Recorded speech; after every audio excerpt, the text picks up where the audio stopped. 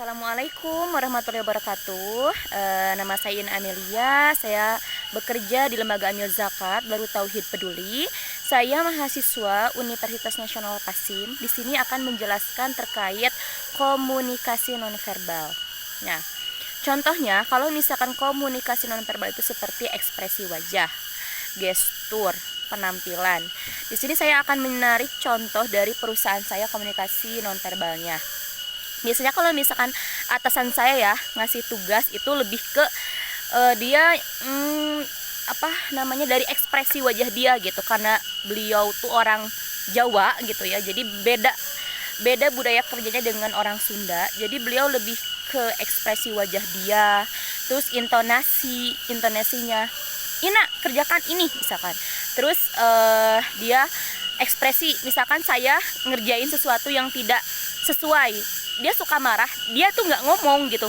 Misalkan Ina, ini kamu salah ngerjainnya, dia tuh nggak pernah ngomong, tapi ekspresi wajah dia tuh baud. Jadi kayak ya intinya mungkin beliau ya kecewa gitu kan, udah ngasih deadline ke saya tapi saya tidak menjalankan dengan benar. Terus kalau penampilan, Darut Tauhid itu adalah pesantren ya sahabat-sahabat. Jadi memang dari penampilan berbeda dengan perusahaan-perusahaan lain. Kita harus pakai gamis, kita harus pakai kerudung panjang, pakai kaos kaki ya, layaknya seorang santri gitu.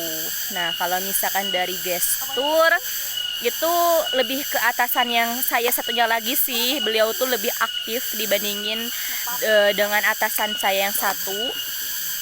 Mungkin karena beliau itu orang Sunda juga, enggak Sunda sih, orang Belitung, jadi lebih ekspresinya tuh lebih all out gitu ya kalau misalkan ngasih kerjaan ke saya. Jadi saya tuh tambah semangat gitu.